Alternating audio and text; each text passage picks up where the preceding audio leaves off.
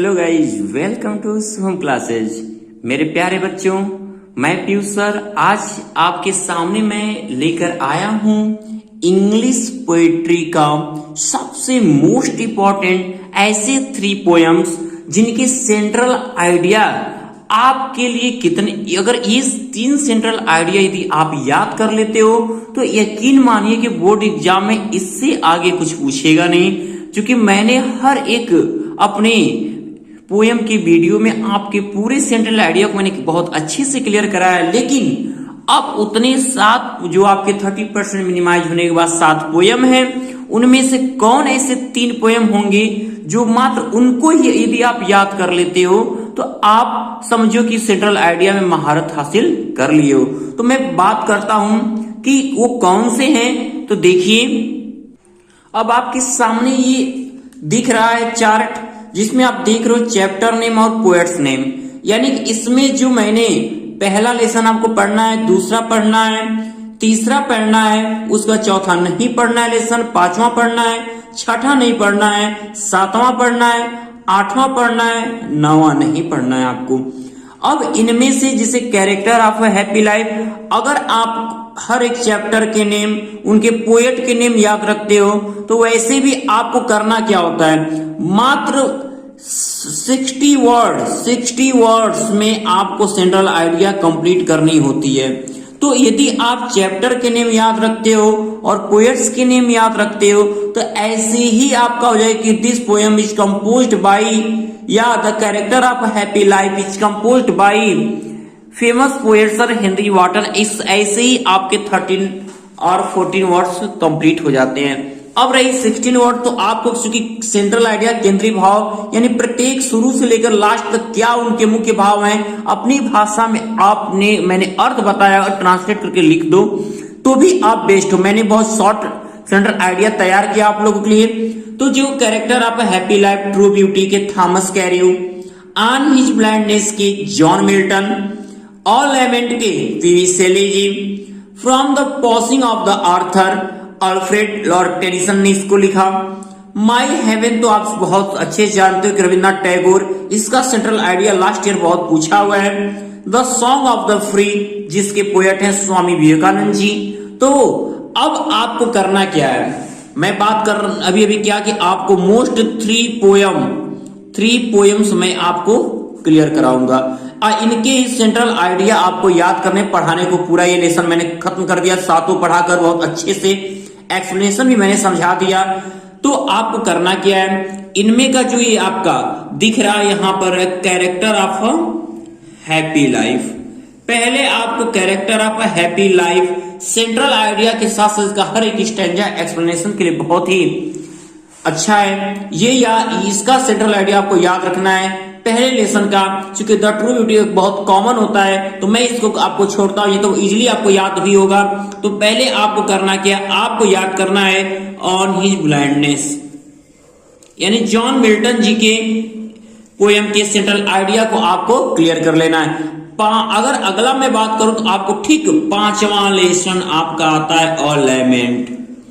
इन 3 poem के central idea आप यदि याद कर लेते हो तो यकीन मानो कि इससे आगे कुछ होगा नहीं, और पूरी तरह इसके जो भी आपको मार्क्स, जो आपको 6 मार्क्स इसके हैं पूरी तरह से आपके होंगे। इसमें कोई शक नहीं है कि ये आप ही को मिलेंगे, मुझे तो मिलेगा नहीं। तो मैं तो बस आपको ये तैयार करा दिया हूं, अब मेहनत आपकी है। मैंने आपको गेसिंग पेपर भी बता दिया और इसके पूरे चांसेस हैं, अगर बहुत बड़ा मेरा अनलक ही होगा जो इसमें से एक पोएम न पूछ दे। 3 आता है आपका, 3 सेंट्रल आइडिया के 3 पोएम के नाम दिए होते हैं, जिनमें से एक को हमें क्या करना है, किसी एक पोएम का जो है सेंट्रल आइडिया लिखना होता है, वो कितने में, 60 वर्ड में। तो चलिए बात कर लेते हैं इस character of happy life on his blindness और लेमेंट के सेंट्रल आइडिया के बारे में। तो ये रहा आपका लेसन, यानी कैरेक्टर ऑफ हैप्पी लाइफ। जैसा कि मैं अभी भी बताया कि इसके पोएट को आप एकदम याद रख लीजिए, सन हेनरी वॉटन जी हैं। चलिए बात कर लें अब सेंट्रल आइडिया की। इसके कितनी आसान सेंट्रल आइडिया, मुझे तो बहुत ही इसका एक्सप्लेनेशन कराने में पढ़ाने में बहुत ज्यादा आनंद भी आता है और इसका बहुत इजी है। कॉन्टेक्स्ट इसका एक ही होता है क्या कि in these lines the poet describes the qualities of a real happy man. आपका एक्सप्लेनेशन करते समय बस वही ध्यान देना होता है 4 लाइन का, बाकी रेफरेंस कॉन्टेक्स्ट हर स्टैंजा के लिए आप एक ही दे सकते हो। है कि the poet describes the quality of a really happy man. देखिए यही लाइन आपका कॉन्टेक्स्ट बनेगा, यहां से यहां तक हर स्टैंजा के लिए आप ये लाइन यूज कर सकते हो। ये कॉन्टेक्स्ट हर स्टैंजा के लिए कॉन्टेक्स्ट आपका बन जाएगा। जो भी character of happy life stanza आपको एक्सप्लेन करने के लिए आएगा तो रेफरेंस लिखने के बाद कि these lines have been taken from the poem character of a happy life composed by sir Henry Wotton. यानी रिफरेंस जब हो जाएगा, कॉन्टेक्स्ट की जब बारी आएगी, लिख सकते हो कि द पोएट डिस्क्राइब्स, यहां लिख दोगे इन दीज लाइन्स, उसका the poet describe the qualities of a really happy man. अब इस सेंट्रल आइडिया में भी आपका ये वर्क कर रहा है 1 2 3 4 5 6 7 8 9 यानी 9 10 वर्ड इतने में ही कंप्लीट 60 वर्ड की जरूरत होती है आपकी। कहता है आपको 60 वर्ड से ज्यादा लिखने की जरूरत, 60 वर्ड से हल्का कम भी रहे, 1 2 4 5 वर्ड अधिक भी हो जाए कोई दिक्कत नहीं है। जबरदस्ती करने की क्या आवश्यकता है आपको। तो उसके बाद अब इसके जो मुख्य भाव रहे स्टैंजा, हर स्टैंजा के एक एक लाइन का भाव हम लेंगे। तो a happy man is honest and truthful, honest and truthful, he is the master of his patience.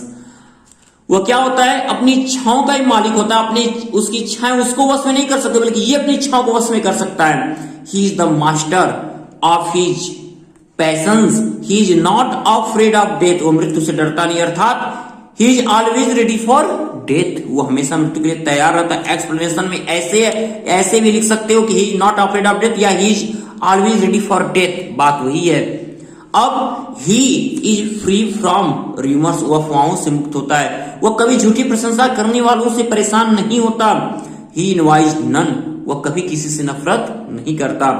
He does not care for false flattery, वो झूठी प्रशंसा करने वालों का कभी ध्यान नहीं देता। ही प्रेज टू गॉड डेली, भगवान की दिन रात प्रार्थना करता है। हर स्टैंजा से देखिए एक स्टैंजा से निकाला गया एक सबसे आसान अर्थ, बस वही आपका सेंट्रल आइडिया बनता है। आप सोचते हो कहीं और से आता है, कहीं और से नहीं आता। बच्चों हर एक स्टैंजा से निकाला गया एक एक लाइन का अगर भाव निकाल दो तो आपका 60 वर्ड तैयार हो जाता है सेंट्रल आइडिया के लिए। ही स्पेंड्स हिज टाइम, वो अपने समय को बिताता है विथ गुड बुक्स, अच्छी किताबों और गुड फ्रेंड, एक अच्छे मित्र के साथ। ही does not care for rise, ना तो उसे उठने की परवाह रहती है और फॉल इन लाइफ, ना जीवन में कभी गिरने का भय होता है, अर्थात he has no fear for success और अनसक्सेस, उसे कभी भी सफलता और असफलता का कोई डर ही नहीं होता उसके पास। He is the lord of himself, वह स्वयं का क्या होता है, भगवान होता है। He is not the lord of earth but he is the lord of himself, वो धरती का तो नहीं बस इस स्वयं का भगवान होता है। ही मे बी पुअर, ये लास्ट स्टैंजा के लिए एक्सप्लेनेशन भी बन सकता है आपका कि ही मे बी पुअर, वो गरीब तो हो सकता है but morally he is always great, लेकिन वो हमेशा महान होता है। तो ये महानता आपको भी प्रदर्शित करनी है, आप भी को भी खुश रहना, अच्छे मार्क्स आपको भी लेने मेरे प्यारे बच्चों। चलिए आपके अब मोस्ट इंपॉर्टेंट सेंट्रल आइडिया में से सेकेंड सेंट्रल आइडिया की बात कर लें, ऑन हिज ब्लाइंडनेस की। ये रहा आपका थर्ड लेसन से ऑन हिज ब्लाइंडनेस।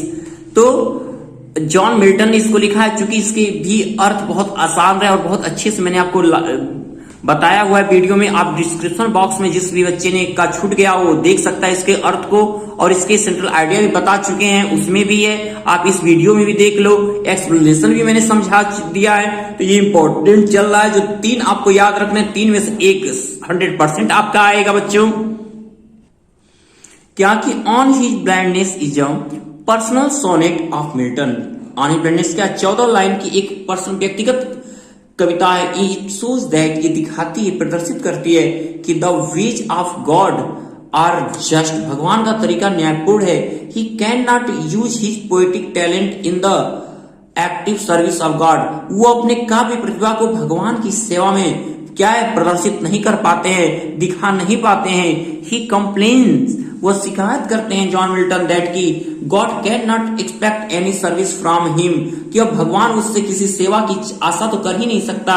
व्हेन जब he has taken away his I site, जब उसने खुद उसकी आंखों की रोशनी ले ली, तो अब भगवान किस लिए मुझसे शिकायत करेगा कि तुमने मेरी अच्छे से सेवा नहीं की, क्योंकि उसने खुद इसको आंखों की रोशनी को छीन लिया।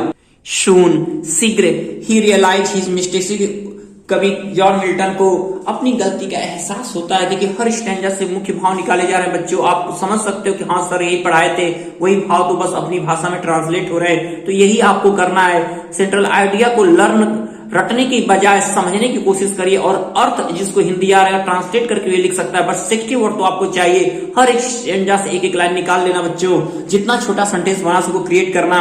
मैंने यह बहुत आसान वर्ड, इजी वर्ड का यूज किया ताकि आपको याद हो सके। तो he feels that, उन्हें एहसास होता है कि God does not want any return for his gift, कि भगवान तो अपने दिए गए उपहार के बदले कुछ चाहता ही नहीं है। Thousands of angels, उसके हजारों देवदूत है, work for him land and ocean, जो उसके लिए इस धरती पर और समुद्र में विचरण करते रहते हैं। The only service to God, भगवान की एकमात्र सेवा यह है कि to bear patiently all the misfortune, और दस इस प्रकार the complete submission to the will of God is the best service to him. क्या है बेस्ट सर्विस टू हिम? भगवान के लिए पूरी तरह से अच्छी सेवा यही है कि वो उसके अनुसार कार्य करे। तो अब बात कर लेते हैं आपके most important third central idea किसके? अलाइनमेंट के बारे में। अब आपका third most important central idea alignment, जिसके पोएट हैं पीबी शेली, चूंकि बहुत ही छोटा सा प्यारा सा सेंट्रल आइडिया मैंने आपके लिए क्रिएट किया हुआ है, तो इतना ध्यान दीजिएगा। अब ये मत कहिए सर इसमें 60 वर्ड नहीं हो रहे हैं, तो कैसे हम क्या करें? तो इस 60 वर्ड के लिए आप एक लाइन मैंने इसलिए नहीं इंक्लूड किया था कि आप समझ जाओ, लिख दोगे कि alignment is composed by famous poet P B Shelley. तो आप इस तरह से वो 13 वर्ड आप क्लियर कर सकते हो, इसलिए मैंने नहीं लिखा था कि आपको भी कुछ लिखने का मौका मिले, आप भी कुछ अपने से भी इसमें क्रिएट कर सको। तो ये छोटे से प्यारे से सेंट्रल आइडिया आपके सामने, जो इस साल इस सबसे ज्यादा अगर पूछना जाना है तो अलाइनमेंट है वो आपके लिए, क्योंकि माइक इवेंट पूछा जा चुका है, इससे सबसे चांसेस अलाइनमेंट की इस बार बहुत है। क्या कि the poem is a short musical expression of despair and detection of the poet, ये कवि की क्या है? एक निराशा से संबंधित एक संगीतमय भाव है। The Joy of world life and time had deserted the poet for ever, जो इस संसार और जीवन और जो समय की खुशियां थी अब कवि के लिए क्या है? पूरी तरह निराशापूर्ण हो चुकी हैं, पूरी तरह छिन्न हो चुकी हैं। ही फील्स ओनली ग्रीफ, उन्हें केवल दुखी दुख महसूस होता है। He will never feel any joy in this world, अब वो इस संसार में कोई दूसरी खुशी का अनुभव नहीं करते हैं। In this life and in this time, ना ही इस जीवन में और ना ही तो इस समय में। तो मेरे प्यारे बच्चों, आज की मेहनत को मेरे कारगर कर देना। मैंने बस 3 सेंट्रल आइडिया आपके लिए चुना और मैं 100% आपको भरोसा दिलाता हूं मेरे प्यारे बच्चों कि आपका एक सेंट्रल आइडिया तो आना तय है। अब आप पे डिपेंड करता है कि कितनी मेहनत आप करते हो। मैंने तो अपनी मेहनत आपको दिखा दी, अब मेरे प्यारे होनहार विद्यार्थियों की देन है कि वो कितना करके दिखा पाते हैं, ताकि मुझे भी खुशी मिले कि मेरे विद्यार्थियों ने मेरी बातों को समझा और ऐसी कोशिश किया। तो आज के इस शानदार वीडियो के बाद मैं ऐसे ही बोर्ड से रिलेटेड ऐसे ही गेसिंग चीजें मैं आपको अब देने वाला हूं। तो उम्मीद करता हूं कि जिस भी बच्चे ने अभी शुभम क्लासेस के चैनल को सब्सक्राइब नहीं किया हुआ है वो जल्द से सब्सक्राइब कर ले, ताकि कोई भी एक अच्छी सी नोटिफिकेशन के साथ साथ जो अच्छी वीडियो मिलने वाली है वो उनसे कहीं रह न जाए। तो उम्मीद करता हूं कि आज की ये वीडियो आपको बहुत ज्यादा अच्छी लगी और ज्यादा से ज्यादा आप इसे शेयर करेंगे और लाइक ज्यादा से ज्यादा करेंगे और अपने इस इंग्लिश के वर्क को पे मजबूती लाते हुए एकदम 90 पार जाने की आपका जो है इच्छा वो जरूर पूरी होगी, आपकी मेहनत कामयाब होगी। तो आज के लिए इतना ही। Good luck my dears.